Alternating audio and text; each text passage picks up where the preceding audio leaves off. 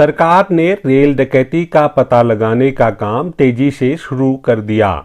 Police समझ गई थी कि यह क्रांतिकारियों का कार्य है, क्योंकि डकैती का राजनीतिक स्वरूप स्पष्ट हो गया था। चारों ओर खुफिया पुलिस का जाल फैला दिया गया था और सरकार ने डकैती में सम्मिलित लोग किसी व्यक्ति को पकड़वाने के लिए 5,000 रुपये इनाम की घोषणा कर दी थी। इस सूचना के इश्तिहार प्रत्येक रेलवे स्टेशन और थाने पर चस्पा कर दिए गए थे। क्रांतिकारियों का काम जानकर जनता को ऐसे लोगों से सहानुभूति हो गई थी और लोग नए नए किस्से बुनने लगे थे। वे अपनी कल्पना में क्रांतिकारियों की अलग अलग तस्वीरें बना रहे थे। उनकी दृष्टि में ब्रिटिश सरकार को इस तरह चुनौती देने वाले लोग देशभक्त और वीर थे। सरकार तय नहीं कर पा रही थी कि वह क्या करे। उसे ऐसी सूचनाएं मिल गई थी कि क्रांतिकारी दल का संगठन निरंतर मजबूत होता जा रहा है और उत्तर भारत के लगभग प्रत्येक जिले में उसका आधार निर्मित हो गया है। ऐसी स्थिति में सुराग मिलते ही सरकार ने गिरफ्तारियों का निर्णय ले लिया। 26 सितंबर 1925 की रात्रि को पूरे उत्तर भारत में एक साथ संदिग्ध लोगों के घरों में छापे डाले गए। यद्यपि इस रेल डकैती से सिर्फ 10 क्रांतिकारियों ने हिस्सा लिया था, पर छापों के समय विभिन्न स्थानों पर 40 से ऊपर लोग गिरफ्तार कर लिए गए। मुख्यतः गिरफ्तारियां शाहजहांपुर, बनारस, इलाहाबाद, कानपुर आदि स्थानों पर हुई। योगेश चंद्र चटर्जी की गिरफ्तारी 1924 में ही हो चुकी थी, फिर भी वे इस केस में लाए गए। दल के नेता रामप्रसाद बिस्मिल की गिरफ्तारी शाहजहांपुर में उनके मकान पर हुई। काकोरी की डकैती के बाद पुलिस सचेत हो गई थी। बहुत से क्रांतिकारी उस समय तक फरार नहीं हुए थे। उन्हीं दिनों शहर में डकैती के 1-2 नोट निकल आए, जिसमें पुलिस का संदेह बढ़ गया। यद्यपि बिस्मिल ने 5-5 और 10-10 रुपये के नोटों को 100 रुपये वाले नोटों में तब्दील कर लिया था, फिर भी 4-6 नोट असावधानी वश किन्हीं कार्यकर्ता के पास पहुंच गए थे, जो बाद में हार्टन के हाथ पड़ गए और इस प्रकार क्रांतिकारी पार्टी का सुराग मिल गया। 1-2 मित्रों ने बिस्मिल से सावधान रहने को कहा, पर उन्हें अपनी बुद्धिमत्ता पर अधिक विश्वास था और वे यह समझते थे कि पकड़े जाने पर भी उनके विरुद्ध पुलिस को सबूत नहीं मिल सकेगा। बिस्मिल की उस समय की मानसिक स्थिति कुछ विचित्र सी थी। लगता था कि मैनपुरी षड्यंत्र केस से लेकर उस समय तक के क्रांतिकारी जीवन ने उन्हें कुछ थका दिया था। शायद इसी कारण वे उस समय सोचने लगे थे कि पकड़े जाने पर उन्हें जेल जीवन का कुछ अनुभव भी मिल सकेगा और क्रांतिकारियों के प्रति देश की सहानुभूति की परीक्षा भी हो जाएगी। क्रांतिकारी जीवन के प्रति बिस्मिल के दृष्टिकोण में यह परिवर्तन अचानक नहीं हुआ था। नरहत्याओं और डकैतियों के एक लंबे सिलसिले तथा अनेक मित्रों के विश्वासघात ने उन्हें यह सोचने पर मजबूर कर दिया था और वे हदबुद्धि से हो गए थे। आत्मकथा में उन्होंने उस समय के मानसिक स्थिति का खुलकर वर्णन किया था। बिस्मिल उस रात के लगभग 11 बजे अपने मित्र के घर से लौटे तो रास्ते में खुफिया पुलिस के कुछ सिपाही उन्हें मिल गए, जो उन पर दृष्टि रखे हुए थे, पर वे उस सबसे बेखबर मकान में जाकर सो गए। प्रातः 4 बजे उठने पर उन्हें बाहर आहट महसूस हुई। दरवाज़ा खोलकर बाहर निकलते ही एक पुलिस अफसर ने बढ़कर उनका हाथ पकड़ लिया। बिस्मिल उस समय खाली हाथ थे और शरीर पर केवल एक अंगोछा पहने थे। पुलिस वालों के लिए यह स्थिति काफ़ी सुविधाजनक थी। एक क्रांतिकारी की गिरफ्तारी को लेकर उस दिन वे बहुत डरे हुए थे, पर उसके सामने वैसी कोई दिक्कत नहीं आई। उन्होंने बिस्मिल से पूछा, यदि घर में कुछ हथियार हो तो दे दीजिए। मकान की तलाशी में बिस्मिल के लिखे 3-4 पत्र मिले। हथियार कोई नहीं मिला। उन्हें बिना हथकड़ी के कोतवाली ले जाया गया और बाद को जेल भेज दिया गया। बिस्मिल को इस समय तक किसी अन्य गिरफ्तारी का कोई समाचार नहीं मिला था। केवल अनुमान था कि कुछ और लोग भी पकड़े गए होंगे और दूसरे शहरों में पुलिस ने इसी तरह छापे डाले होंगे। अपनी कलम से उन्होंने यह दर्ज किया है कि उस समय शहर में किसी से इतना भी न हो सका कि जेल में हम लोगों के पास समाचार भेजने का प्रबंध कर देता। ऐसी ही शिकायत बिस्मिल ने अपने शहर के बारे में उस समय की थी जब वे मैनपुरी षड्यंत्र केस की आम माफी के पश्चात सार्वजनिक रूप से सामने आए। उन दिनों शहर का कोई परिचित व्यक्ति भी उनके पास खड़ा होने को तैयार नहीं होता था, और तब भी जब उनकी गिरफ्तारी के बाद शाहजहांपुर का कोई वकील उनकी मदद के लिए आगे नहीं आया। उस दिन प्रेम किशन खन्ना, इंद्रभूषण मित्र, हरिगोविंद और बनारसी लाल भी पकड़े गए। ठाकुर रोशन सिंह भी पुलिस की गिरफ्त में आ गए, परंतु अशफाक उल्लाह खां पुलिस को चकमा देकर फरार हो गए। वे अपने घर से सीधे मील के अंदर ही एक खेत में जा छिपे। उनके बड़े भाई रियासत उल्लाह खां के शब्दों में उस घटना का वर्णन देखिए। जब 26 सितंबर को सवेरे पुलिस अशफाक उल्लाह की तलाश में उनके घर पहुंची, लेकिन अशफाक नहीं मिले। रियासत खां ने बताया, उस दिन सवेरे 4 बजे जबकि मैं अपने मकान में सो रहा था, सोकर उठा था क्योंकि सुबह को मैं बराबर 4 बजे बगरज अदा करने नमाज उठा करता था। मेरी बीबी मुझसे पहले उठी थी और वजूह करके कमरे में नमाज अदा कर रही थी। मैंने लोटा लिया और पानी लेने की गरज से जा रहा था कि किसी ने दरवाजे की कुंडी बजाई। मैंने लोटा रख दिया और दरवाजे पर गया। किवाड़ खोले तो क्या देखता हूं कि मेरी बाहरी बैठक में पुलिस और सशस्त्र पुलिस के लोग जमा हैं। एक सब इंस्पेक्टर पुलिस CID मुंशी फसाहत हुसैन खड़े हैं। मैंने दरियाफ्त किया कि क्या मामला है। मुंशी फसाहत हुसैन ने फरमाया कि तलाशी लेंगे। मैंने कहा कि तलाशी सूरज डूबने और निकलने के दरमियान नहीं ली जा सकती है। सब इंस्पेक्टर साहब ने फरमाया कि हम कलेक्टर जिला से इजाज़त हासिल कर चुके हैं। मैंने कहा बेहतर है, लेकिन यह बताइए कि किस चीज़ की आपको तलाश है। अगर मेरे इल्म में है तो वह मैं दाखिल कर दूंगा। सब इंस्पेक्टर साहब ने घबराकर वारंट तलाशी के बजाय वारंट गिरफ्तारी मेरे हाथ में दे दिया। मैंने उसमें हुक्म अशफाक उल्लाह खां के अरेस्ट का देखा। मैंने सब इंस्पेक्टर साहब से कहा कि यह तो अंग्रेजी में है, मैं अंग्रेजी पढ़ा हुआ नहीं हूँ। सब इंस्पेक्टर साहब फसाहत हुसैन ने वह मेरे हाथ से ले लिया और कहा कि प्रतापगढ़ जिला में डाका पड़ा है, उसका माल तलाशी लेकर मैं देखना चाहता हूँ। मैंने कहा कि मेरे यहाँ इस किस्म का कोई माल नहीं है, आप तलाशी ले लें, लेकिन तलाशी से पेशतर अपनी जामा तलाशी मुझको दे दीजिए और यह बताइए कि तलाशी के गवाह कौन हैं। उन्होंने बताया कि यह 2 अहीर हैं जो मेरे आसामी रियाया थे। मैंने सब इंस्पेक्टर फसाहत हुसैन की जामा तलाशी ली।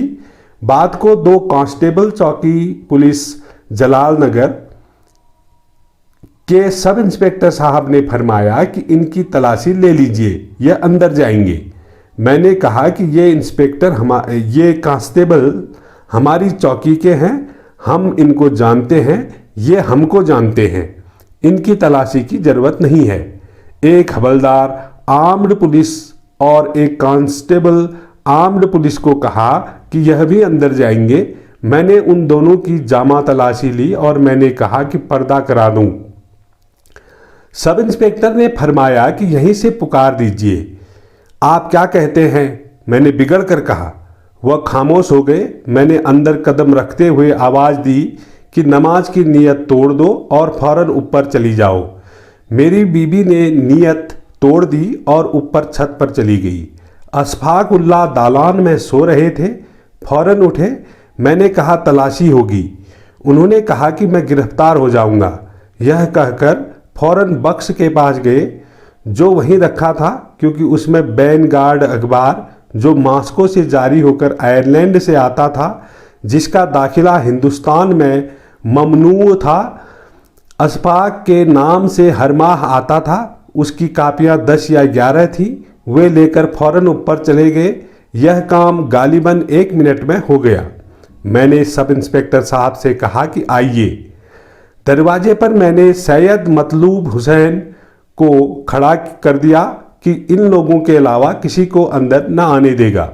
दरोगा जी साहब हसन आंगन में बैठ गए। कुर्सी डाल दी गई थी। आर्म्ड पुलिस के हवलदार और कांस्टेबल खड़े रहे, लेकिन बहुत होशियारी से खड़े थे। मुझसे मुंशी फसाहत हुसैन ने फरमाया कि आप मुझको नहीं जानते हैं, आपके भाई अशफाक उल्लाह खां बखूबी जानते हैं, वह आ जाएंगे तो बातचीत होगी। मैंने कहा कि अशफाक उल्लाह खां तो आपको न मिलेंगे, क्योंकि वह मेरा ख्याल है कि 100 मील से भी आगे जा चुके होंगे।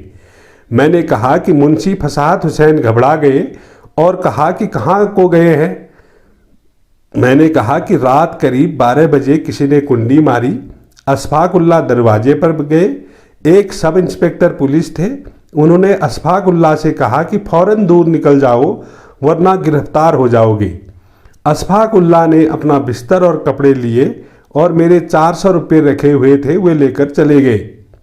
मुंशी फसाहत हुसैन सब इंस्पेक्टर ने मुझसे घबरा कर दरियाफ्त किया, उन सब इंस्पेक्टर का नाम क्या है? मैंने कहा कि क्या खूब। उस बेचारे ने तो हमदर्दी की और हम उनका नाम बता दें? वह शराफत से बाहर है। तलाशी वगैरह कुछ न ली, बंदूक मांगी। मैंने उनसे तहरीर ले ली कि बंदूक एक शीशम के बड़े संदूक में, जिसमें ताला पड़ा था, उसकी कुंजी मेरे बड़े भाई मोहम्मद शफीउल्लाह खां के कमरबंद से बंधी थी। संदूक खोला और बंदूक मैंने फसाहत हुसैन को दे दी। मुंशी फसाहत हुसैन ने कहा कि आप मेरे हमराह चलें, अगर इंस्पेक्टर साहब कहेंगे तो वापस कर दी जाएगी। मैं उनके साथ कोतवाली सदर शाहजहांपुर गया। मुंशी फसाहत हुसैन ने इंस्पेक्टर साहब से दरियाफ्त किया, उन्होंने बंदूक वापस करने से इनकार कर दिया। मैं मकान वापस आया। अशफाक उल्लाह मकान के बाला खाने में मौजूद थे। मैंने उनसे दरियाफ्त किया कि यह क्या मामला है, तो उन्होंने मुझसे कहा कि मैं रेवोल्यूशनरी पार्टी का मेंबर हूं, यानी खुफिया सोसाइटी का। जब मुझको मालूम हुआ, इसके पश्चात अशफाउल्लाह शाहजहांपुर से फरार हो गए और पुलिस के हाथ नहीं आए। मनमथनाथ गुप्त बनारस में थे। 25 सितंबर की रात को ही पुलिस ने उनके मकान का घेरा डाल दिया। सवेरे दरवाजा खोलते ही वे गिरफ्तार कर लिए गए। उनके मकान की तलाशी में संदूक से दल के संविधान, पीला कागज की एक प्रति भी बरामद हुई। सबूत की दृष्टि से पुलिस के लिए यह उपयोगी थी।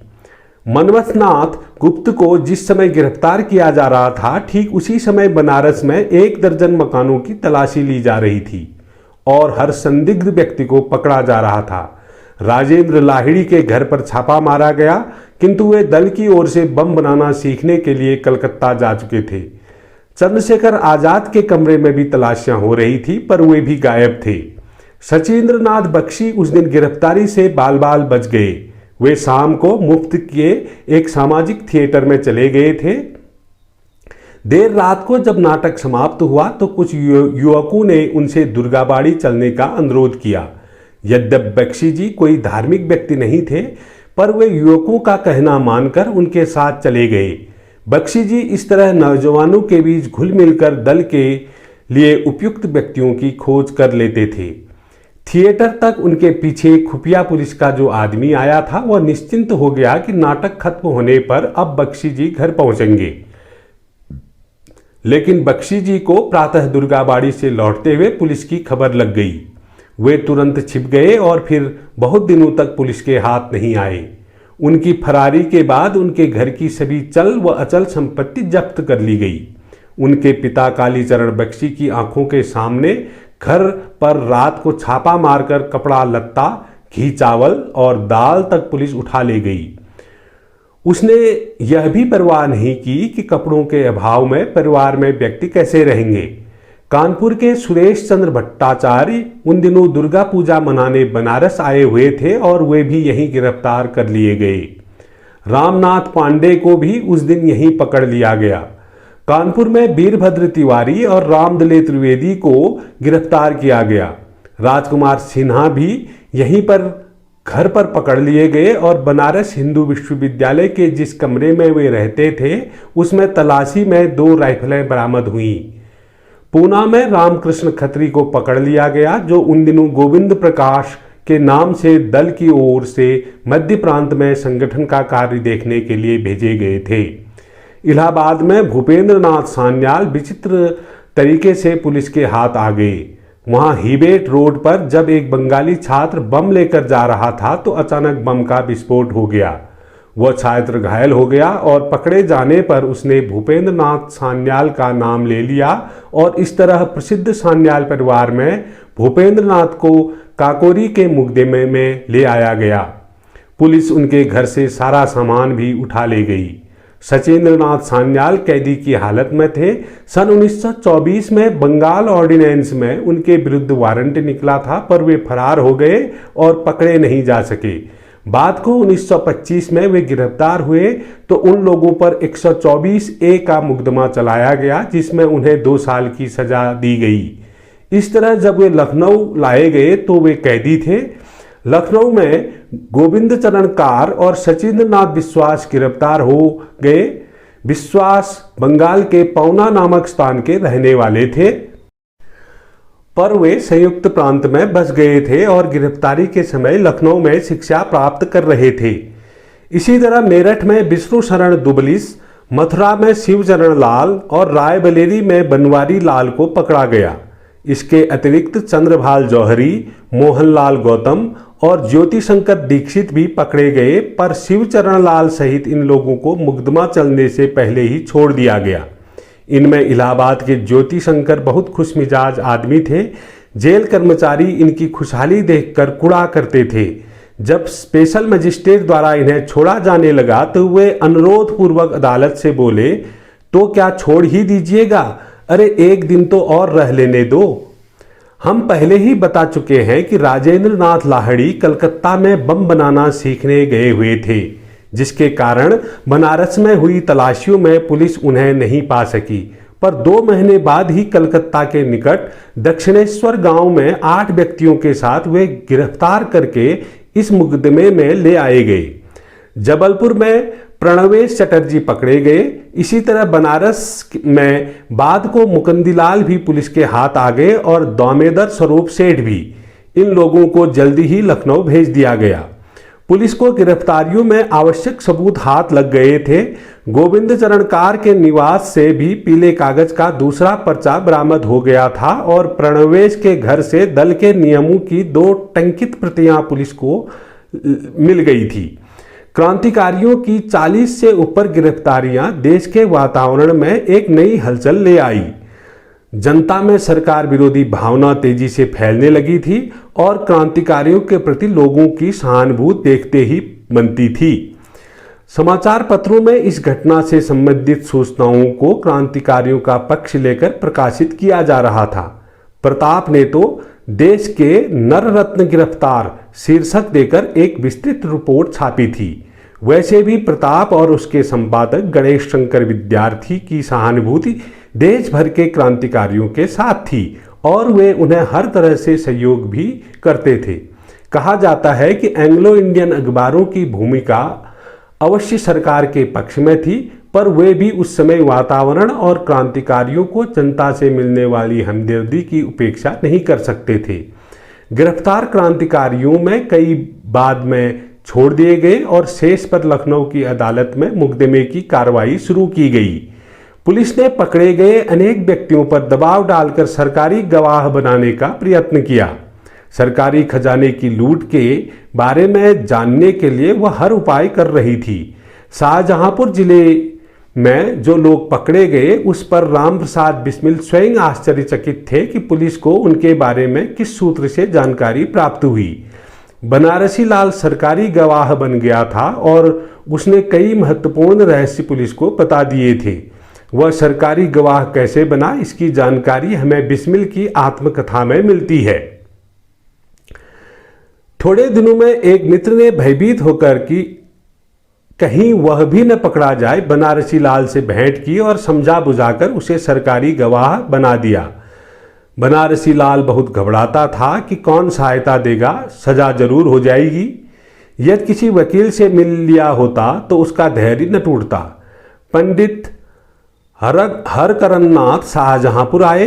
जिस समय वह अभियुक्त प्रेम किशन खन्ना से मिले। उस समय अभियुक्त ने पंडित हरकरण नाथ से बहुत कुछ कहा कि मुझसे वह दूसरे अभियुक्तियों से न मिले।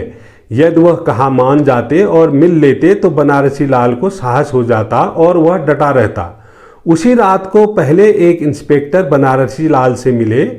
फिर जब मैं सो गया तब बनारसी लाल को निकाल कर ले गए। प्रातः 5 बजे के करीब जब बनारसी लाल की कोठरी से कुछ शब्द न सुनाई दिया तो मैंने बनारसी लाल को पुकारा। पहरे पर जो कैदी था उससे मालूम हुआ कि बनारसी लाल बयान दे चुके।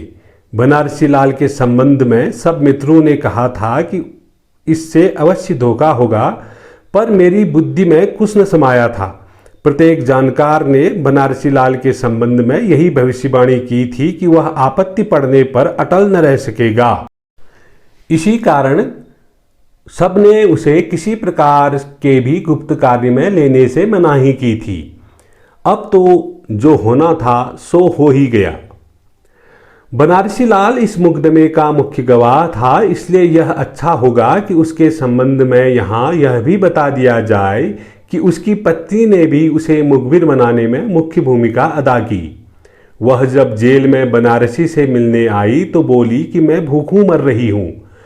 पत्नी ने यह झूठ बोला था क्योंकि बनारसी संपन्न परिवार का था और उसके पिता मरते समय उसके लिए भारी संपत्ति और मकान छोड़ गए थे।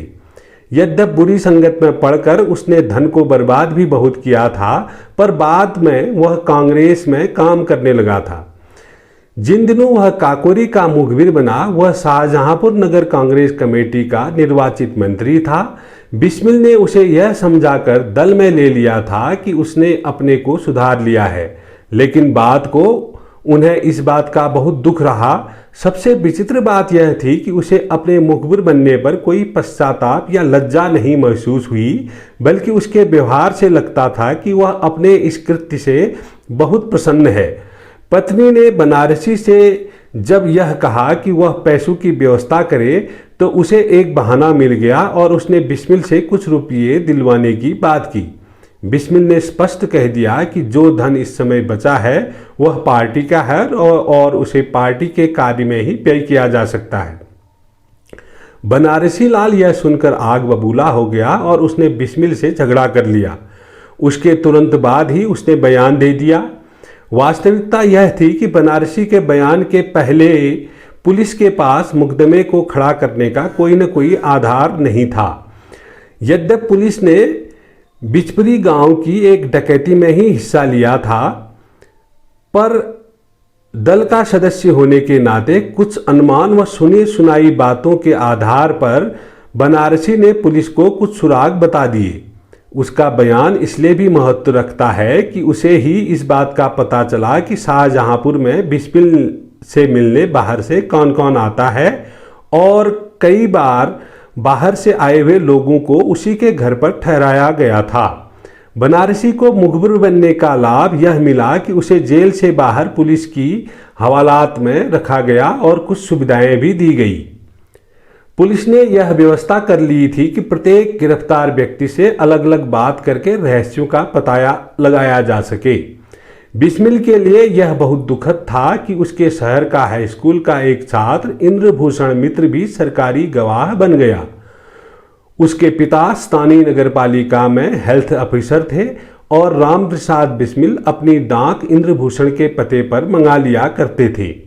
पुलिस को इस तथ्य का पता चल गया और इंद्रभूषण की गद्दारी यह थी कि वह पुलिस के निर्देशानुसार बिस्मिल की डाक अपने हेडमास्टर को नकल करा दिया करता था। पर मुकदमे के दौरान इंद्रभूषण ने जब बयान दिया कि वह अपने किए पर बहुत पछताया हुआ लग रहा था। एक बार शिनाख्त के समय तो उसने राजेंद्र लाहिड़ी को पहचानने से ही मना कर दिया।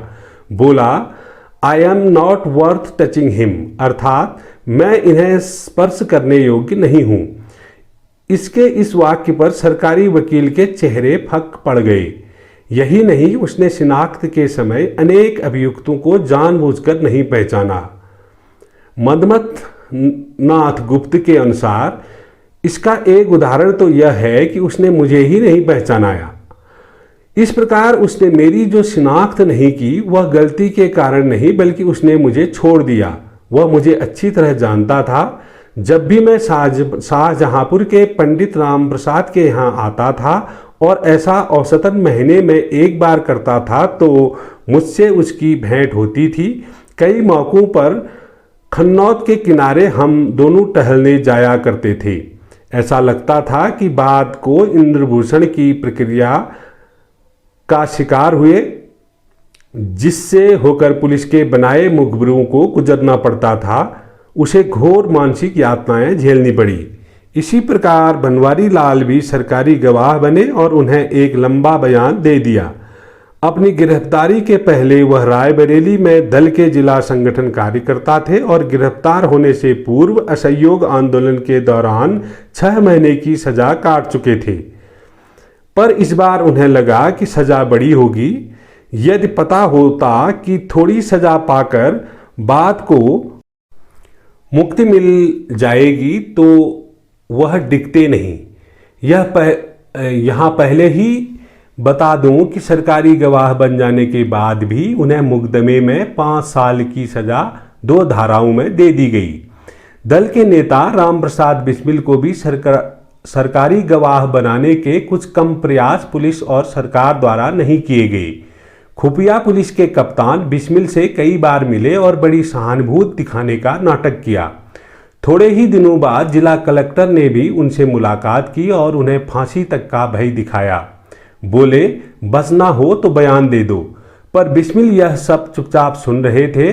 खुफिया पुलिस के कप्तान ने उन्हें कई कागज भी दिखाए, जिनसे यह अनुमान लगा कि कई गुप्त रहस्य पुलिस के हाथ लग चुके हैं और उनका रास्ता काफ़ी आसान होता जा रहा है। यह देखकर बिस्मिल चौंके और उन्होंने कुछ बातें बताकर पुलिस कप्तान को भ्रम में डालने का प्रयत्न किया। पर पुलिस कप्तान तो कई विश्वसनीय सूत्र हाथ लग चुके थे, वे बिस्मिल की बातों पर क्यों जाते।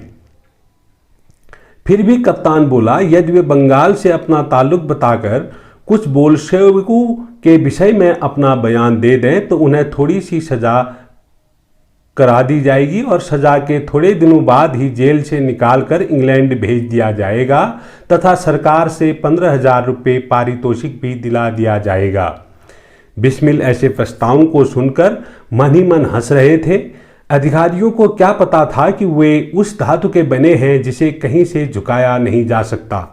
और बिस्मिल से जब अगले दिन एक कप्तान मिलने आया तो उन्होंने अपनी कोठरी से निकलने से इनकार कर दिया। कप्तान कोठरी पर जाकर बहुत सी बातें कहता रहा और थक कर चला गया।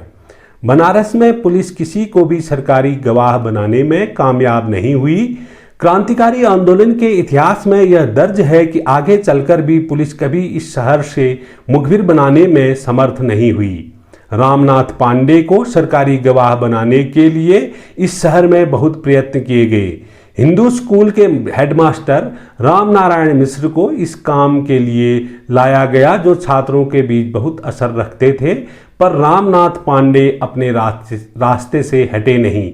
उन्हें अपने हेडमास्टर मिश्र जी के कारनामे से बहुत धक्का लगा था।